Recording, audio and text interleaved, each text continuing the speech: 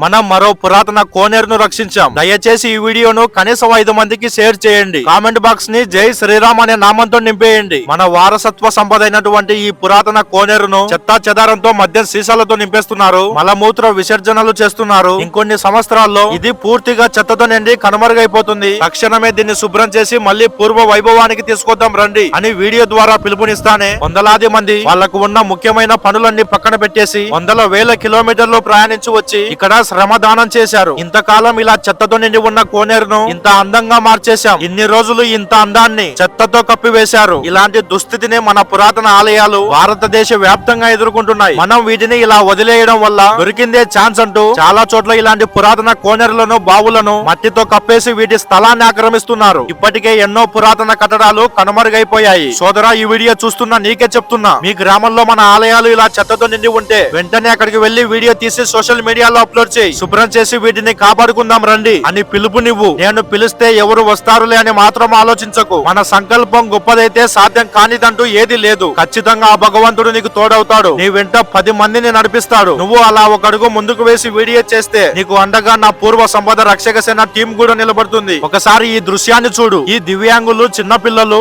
అడుగులు తడబడే వృద్ధులు, మహిళలు తమ శక్తిని అంతా దారబోసి చెత్తను ఎత్తి మన సంపదను కాపాడుతుంటే అన్ని ఉన్న నువ్వు మాత్రం మీ గ్రామంలో మన పురాతన కట్టడాలు శిథిలావస్థకు చేరుకుంటున్నా ఎందుకు మౌనంగా చూస్తూ ఉండిపోతున్నావు? ఇలాంటి పురాతన కోనేరులు, బావులు, ఆలయాలు, వాటిపై ఉన్న ఈ శిల్పాలు శతాబ్దాల నాటి చరిత్రను మోస్తున్నాయి. మనం వీటిని కోల్పోతే మన సనాతన ధర్మం గొప్పదని చెప్పుకోవడానికి రేపటి తరం వారి దగ్గర ఏ సాక్ష్యాలు ఉండవు. అనవసరమైన వాటి కోసం గంటల కొద్ది సమయాన్ని కేటాయిస్తుంటారు. మన ధర్మం కోసం, మన వారసత్వ సంపదను కాపాడుకోవడం కోసం మీరు ఒక్కరోజు సమయాన్ని కేటాయించలేరా? ప్రస్తుతం చూస్తున్నారు కదా, కేవలం మన ఆలయాలపై మాత్రమే దాడులు జరుగుతున్నాయి. అయినా ఇంకా నిర్లక్ష్యంగానే ఉంటున్నారు. అలా మనం కొత్తగా నిర్మించుకున్న ఆలయాలను రక్షించుకోలేకపోతున్నాం. ఇలాంటి పురాతనమైన కట్టడాలను కాపాడుకోలేకపోతున్నాం. మనం ఇలానే నిర్లక్ష్యం వహిస్తే ఇంకొన్ని సంవత్సరాల్లో మన ఇంట్లో పూజ చేసుకోవడానికి దేవుని గుడి కూడా లేకుండా చేస్తారు. దయచేసి ఇక్కడైనా మేల్కోండి. ప్రతి గ్రామంలో ఇలా వందలాది మందిగా కదిలి మన సంస్కృతి సాంప్రదాయాలకు మూల స్తంభాలైనటువంటి ఇలాంటి పురాతన కట్టడాలను కాపాడండి. ఈ కోనేరు నంద్యాల జిల్లాలోని ఆళ్లగడ్డ మండలంలో ఉన్న